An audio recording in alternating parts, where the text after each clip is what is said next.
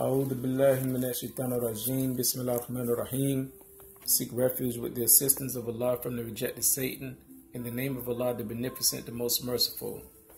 This is part 2 of BYC, Building Your Community, interview with our brother Nasir Mustafa Abdullah Jihad. We left off on America being likened unto and really congruent with Sodom and Gomorrah, or Gog and Magog.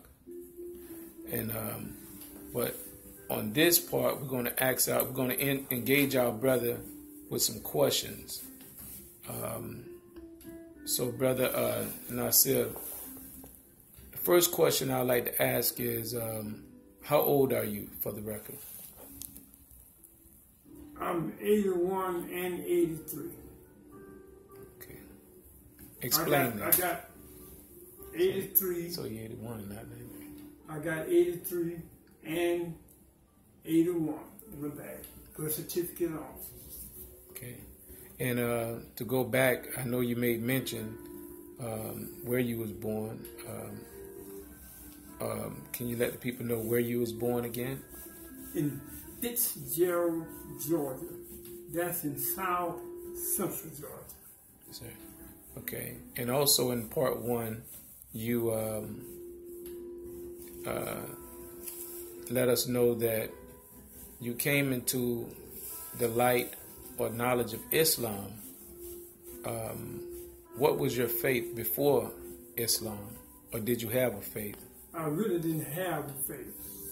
I went to the church out of force. I went to Sunday school out of force. But I couldn't buy into that. Even when I was a child, me and they'd go to Sunday school with little cards. I couldn't buy into that. That didn't seem right. Everywhere I looked, I saw a cracker. When we were little, they give out them cards in the Sunday school, cracker boy. Excuse the expression, that's what it is. Yeah, keep it real.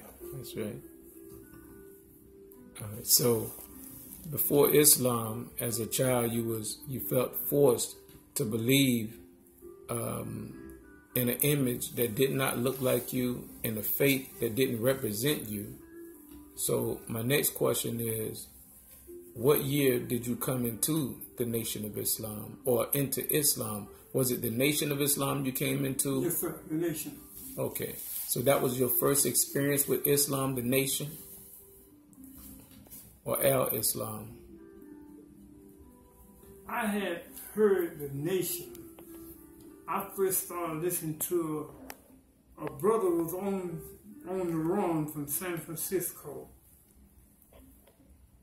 They was killing policemen in the 60s. Stepping them passed away out in San Francisco and Oakland, and then the vestibules coming in the apartment, they stand right there. The cop come in right there, banging gong about the business. Well, the brother who was on the run behind that, I run up on him in Key West. And he the first somebody really actually sat down and told me about Islam, the Nation of Islam.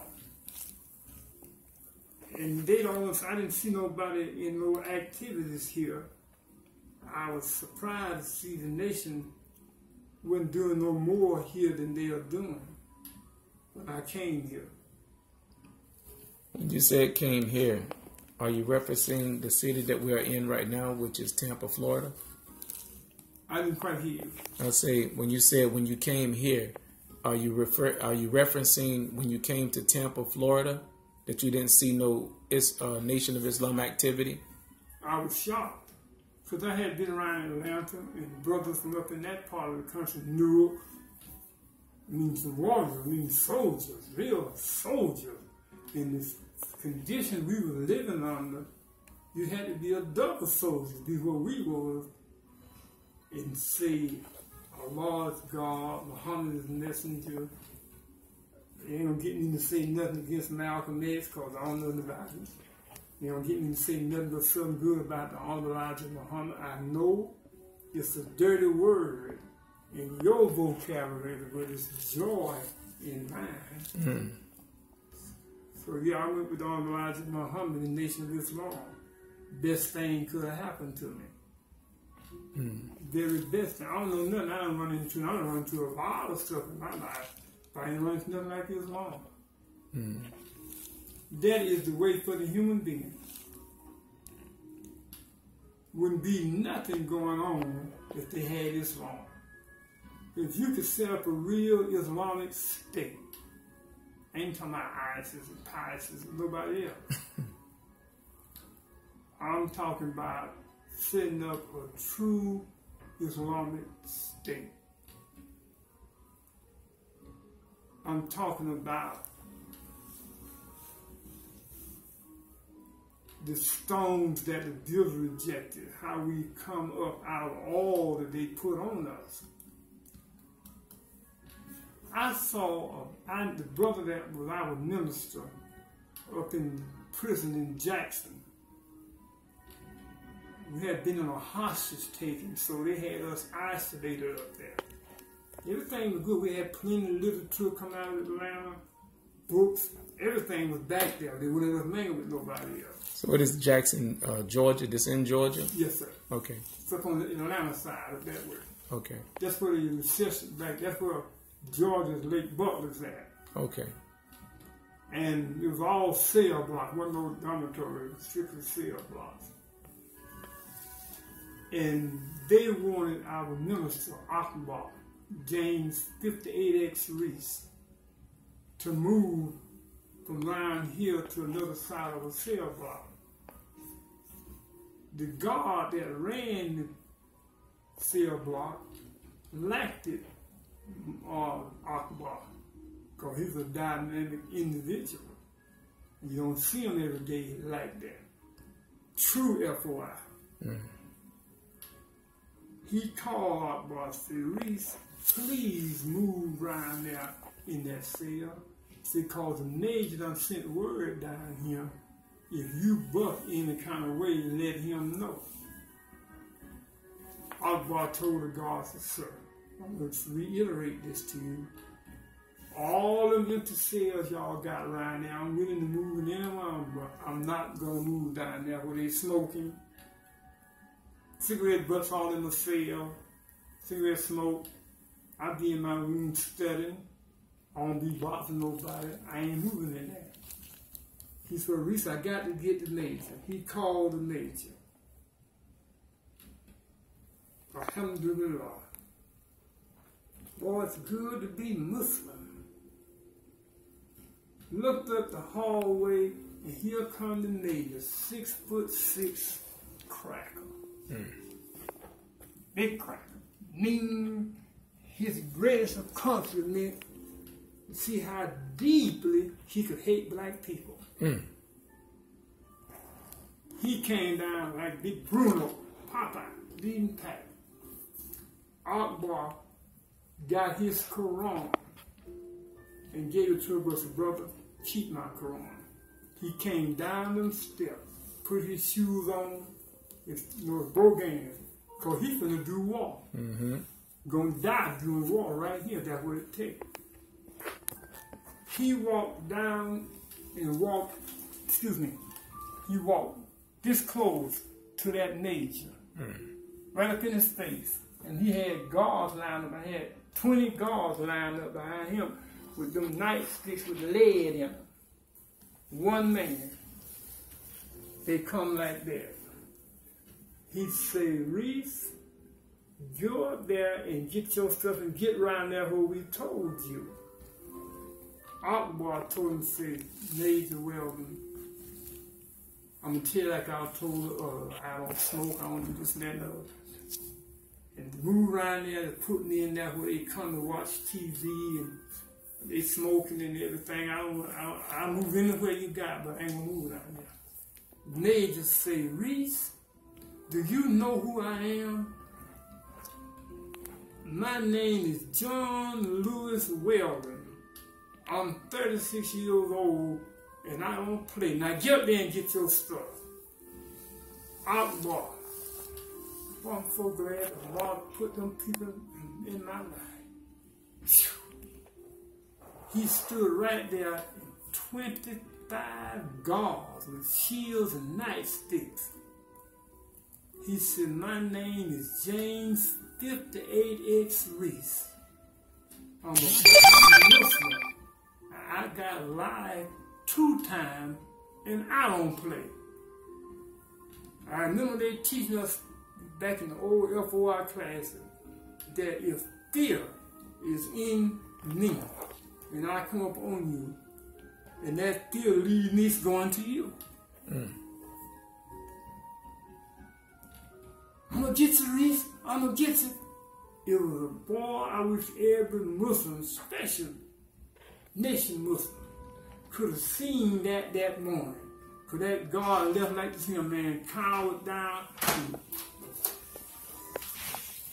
Okay, we had to break off for a minute. The nurses came in and had to assist our brother, check his vital signs and so forth. So, all right, we're going to continue with the questions. We ain't going to hold him up much, but we're going to ask a few more questions, Brother Nasir, if you're okay with that. Mm-hmm. Okay. We was talking about the year our brother came into the knowledge of self, which is the Nation of Islam, and to kind of like go back over a few things he said. Mm-hmm.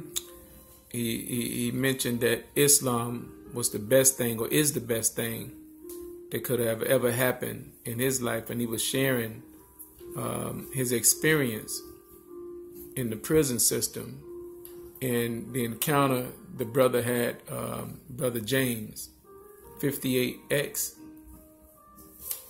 His name was James Reese. James Reese. 58X. 58X. Okay. Righteous Stride. Okay. I think we was at the point wherein the officers was trying to relocate him to another cell, and he refused to go to that cell because of the cigarette smoke and so forth. We could begin right there. Trash all out there. Okay. We could begin right there. All right. He refused to go. Didn't go. Made a stand. Okay. I mean, everybody was, they were full of fear of John Weldon, because when he come with 10 and 15 guard nightsticks beating. He specialized in that, brutalizing people with them sticks. Mm-hmm. But Akbar took everything from it. I think it was a point you made when you was saying that when you become unafraid or fearless, that the fear that they hope to instill in you go into them. Okay. And you said, I hope that the Nation of Islam specifically get this message as far as how to manage the fear and how to basically transport that fear from self into the one who is trying to make you afraid. Mm-hmm. Okay. All right. So the next question I want to ask, and again, this is our brother Nasir, also known as Mustafa Abdullah Jihad. And we're just asking him a few questions. And I personally, and for those who don't know, my name is Jihad Amos Muhammad from Tampa, Florida. And this is my brother, my friend, my counselor, and a need to go to when I myself have situations, mm-hmm. you know, and answer questions that need to be answered. Mm-hmm. And if we can circulate the Kaaba, we can circulate a black man like our brother Nasir by the permission of Allah in hopes to receive some life experience information. So I'll continue with the questions to our brother. All right. We at the point wherein he came into the Nation of Islam. And also being behind the prison walls, he still was practicing Islam and engaged a few brothers that came into his life behind those walls that he referred to as warriors, soldiers to the highest of levels, fearless warriors. Now, at what point did you hear the Most Honorable Elijah Muhammad? And what intrigued you about the Most Honorable Elijah Muhammad?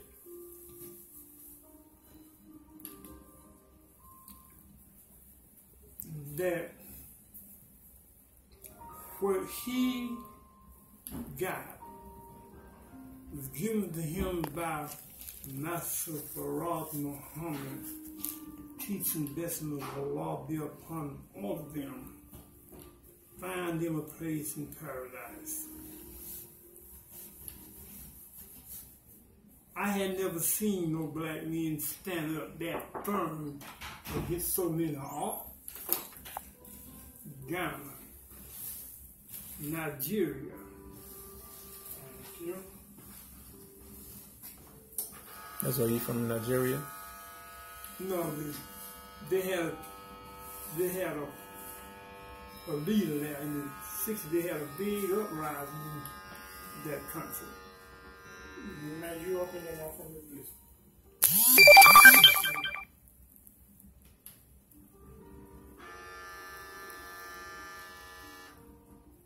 Thank you, 98.9. Pretty soon I have a fever, keep on going up. Okay, we're back with our brother Nasir. Okay, They're all right. yeah, they're all right. no, they going out. They don't listen to me, man. I know. That's right. So, brother Nasir, I know when I first met you, I believe we was at I believe it was Holmes Correctional. I worked there. Yeah, we was at Holmes Correctional, and you was at Calhoun too. It was at Holmes. It was at Holmes Correctional, and I want to help set the first they went on the fast, Ramadan, and I had to go up to the captain's office, all of them office, and explain to them what's going on. That's right, because we didn't have Ramadan like that at Holmes, and I remember that. We were. I was like in 90. In 90. 90, yeah, that's right. That's right, because I was there with you. And I told them, had this one brother from Northern Ireland, he could read the Arabic from the Quran pretty good, but he didn't know nothing about organization, nothing about how to go to these people to accommodate us during Ramadan. But they gave up good respect to us because of the way we conducted ourselves. They had no choice. That's right. I'm glad to be Muslim. Black Muslim is there. That's right. So since you mentioned that, black Muslim,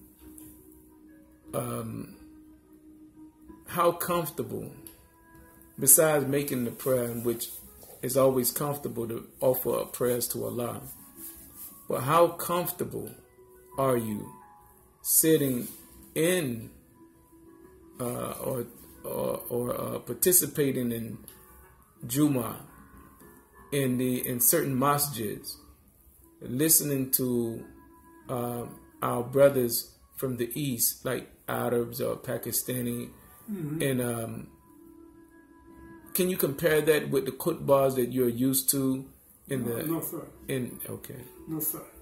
Nowhere near. What's the difference? Well,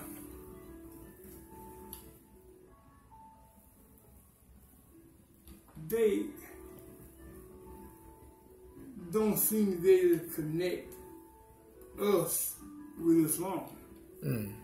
They didn't never teach us. They was here with us. These Arabs ain't just come here. They been here. They ain't come to you with no Islam to talk about what's happening right now. What's going on now. I got a lesson in my bag, number 10. The time and what must be done is in my bag. The time and what must be done, that's a lecture by Minister Farrakhan? Yes, sir. Yes, sir. And needless to say, is just what you need to know. reading that. I don't know no other way out. There ain't no other way. Islam is here for us to embrace. He said he would bring a people out of us who would be submissive to him. And because they are submissive, he's going to bless them immensely. And when he bless, who can bless better? Nobody. So this leads me to this question.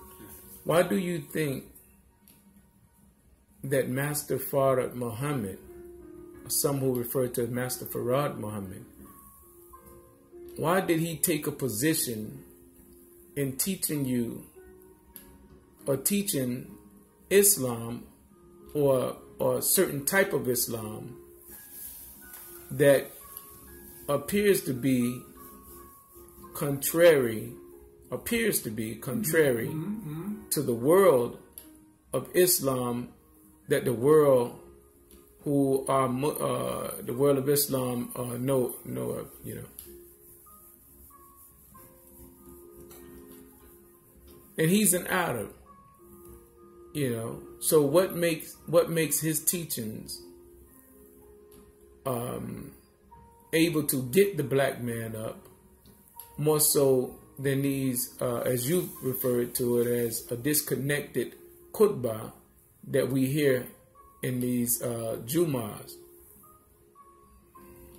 If you was to compare what Master Farad Muhammad brought in comparison to what they teach, if I'm clear. Because who we are, where we come from, and where we are going, there's nothing nobody on this earth can stop that. Because that comes from the Creator, the all-seeing, he know everything. If you go to your place of prayer and you be making salah and you hear yourself talking, and that's plain enough that you're talking to the God that's in you. And it ain't Frank over there. That's the God that's in you that you be talking to. Yeah. When you make moves, ask the Lord to help you in this and you do it, that's you. That's the God in you. That's deep. And when you let the God in you lead you and guide you, nobody can beat you. Beat you in what? You got the key to the book. It's in us. I have a question. How do a person submit to that God that's in you? How do a person submit to what's in you? You know right from wrong? Okay, do right.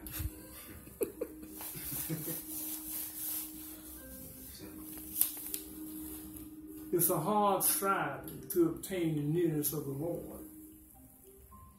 There's one place in the Bible in Galatians 6 chapter 9 verse says, let us not be weary in well doing, for in due season you shall reap if you faint not.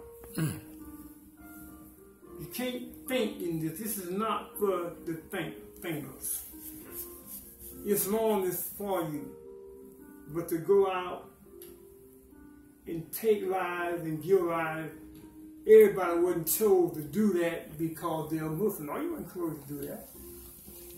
You got people that come on this earth, that's what they are. Take your life so quick you don't know what happened to you. And they'll do it in the name of Islam. They'll do it in the name of Christianity.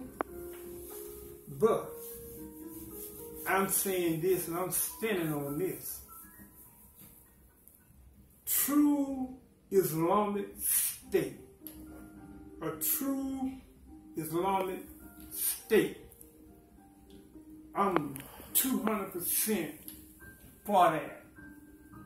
I want an Islamic State. We haven't had it. We had a good glimpse of it in the Nation of Islam.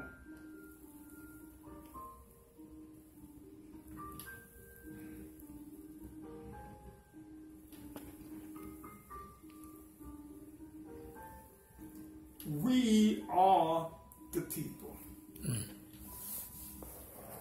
There is no other people you can look for. We the people. You can't find no history gonna tell you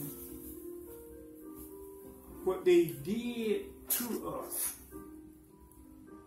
And we survived that as a people. Which should be crystal clear to all that there is nothing you can do about this. You can be mad, them niggas, you can do anything you want, but you can't stop this. That's right. Can't stop it. So how you like me now? Yes, sir. All right. So in closing on part 2, and we'll continue this. And actually, we got brother consent as far as this is our brother. He's our elder brother in BYC. He's over the. He's our counselor. You know, he's our counselor, and again, he's well versed, well grounded, and well rounded in the religion of Islam, and also in just in true wisdom and true knowledge of life's experience. And is wise to listen to your elders, not just elders in age, but elders in experience. So this at the end of part 2. We have a few more minutes, but I want to ask this question. The Most Honorable Minister Louis Farrakhan. Now, before I ask that question, BYC, and he's a great advocate for peace and nonviolence among ourselves and others, really. But his main objective is to rid us, and when I say us, I'm talking about the black man, woman, and child, of self-inflicted violence that we reap upon one another. Our brother be out and about teaching and training young brothers, young sisters, conveying the message. You know, he had brought many over, not only into Islam, but into knowledge of self, so that they too can represent peace, freedom, justice, and equality. So I want to ask our brother his take on BYC. BYC is an acronym that stands for Building Your Community. And we'll close part 2 on his take on BYC, and then we'll ask one more question after that, and I think it's more than right to ask that question. And then we'll begin part 3 either here at the hospital, or when our brother exit the hospital, we're going to engage our brother even more. So your take on BYC. This thing that could happen, to have somebody with the proper knowledge. See, everybody knows something, but something ain't good for everybody. This thing could have happened in the community. When I came here, I was looking for groups. I didn't care who they were, but I was looking for Muslims